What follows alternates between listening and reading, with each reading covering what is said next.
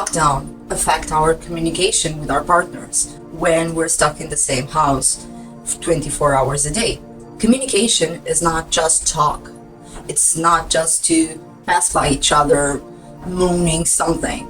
It's about really talking, deep talk. So how do you communicate with your partner since you've been in lockdown? And how did it change? How were you communicating before and how are communicating right now during the lockdown? Lockdown either will make you as a couple and that by the end of it you'll be stronger, or it might break you as a couple because it will underline all your challenges that were previously there. They are not new challenges, but it will make them possible to deny. How do you really communicate with your partner? Is it a deep communication? Is it coming from your soul? Or is it not meaningful at all? Sharing your feelings, being vulnerable with each other. And during this lockdown, how are you feeling and how are you connecting with each other? Have a plan together. Sit down and to decide what are you going to do together with this new challenge. What are you going to address in your relationship during this challenge? How are you going to communicate? How are you going to share your feelings with each other based on the feelings that you have about your relationship, but also the feelings that are being driven by fear?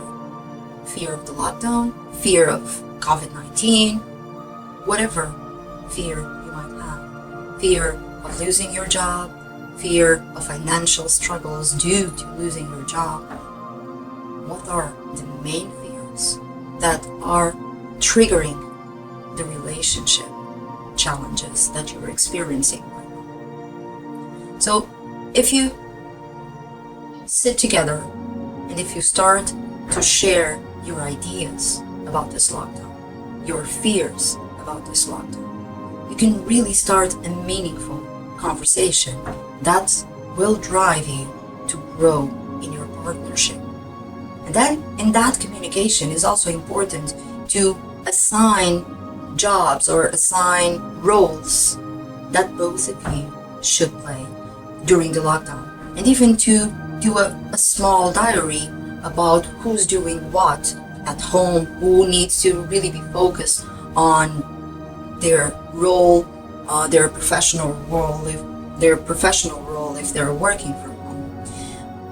That's also a very interesting idea to have this schedule planned for every single day and to plan for your week, for example, together as a partnership. What am I struggling more with? And what can you do to help me with my struggle? And vice versa. What are you struggling the most? And what can I do to help you in that struggle? So when we sit down to have an honest conversation and we plan for the challenges ahead, it's more likely that we won't struggle as much. And underline my words, I'm saying as much, because struggling is an undeniable part of the unknown. And maybe for the first time in your own life or in your life as a couple, you're challenging yourselves to accept not knowing what's coming ahead. So communication based on authenticity and sharing your emotions, allowing yourself and your partner to be vulnerable together can have a tremendous good effect on your feelings about the lockdown, but mainly about your relationship. And it's so important that you understand what makes you happy as a couple. What was your previous way of connecting with each other? You might have gone on a date every so often, maybe once a month. So what are you doing now that you're at home that makes that happen? This is not just about intimacy or having sex. This is mainly about connecting with each other. So what's so interesting about going on a date and go out for dinner? And can't you do that at home? Can you dress up for each other? Either if you have or you don't have children at home. If you do have children, you can involve them in this. Today is date night for the family, so we all get to dress up and we all get to go dancing after dinner. And dancing might be going from the kitchen to the sitting room or the dining room or even to the bedroom, who knows, wherever you can find a bit more space for you to dance together as a couple or as a family. Because if you don't make time to have fun together, the lockdown will seem much worse than it is. It's not just about numbing yourself, doing things that stop your feelings from coming to surface.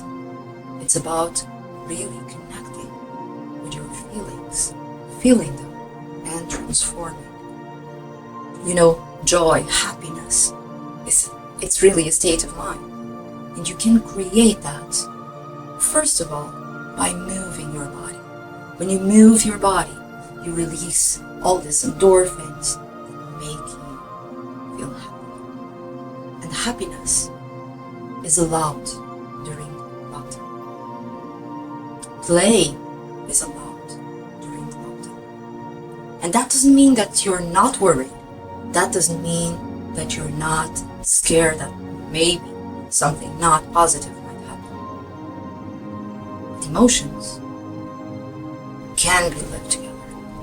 Every other day, you set aside 15 minutes. You don't even need more than that. Just 15 minutes for you to look at each other's face and really share how your experience of the lockdown is being.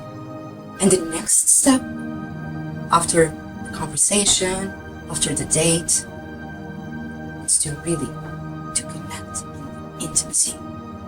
And the suggestion I would have of an exercise that you could use together would be just to sit facing each other, complete silence for 5 minutes, and just look at each other. Really observe each other's faces, each other's bodies. You can hold your hands or you can not touch at all. Just be together in silence. And this will be so awkward at the beginning. But I promise you, as the minutes go by, and as you do this exercise over and over again, and you will be surprised how much you can learn from your partner just by being in silence together.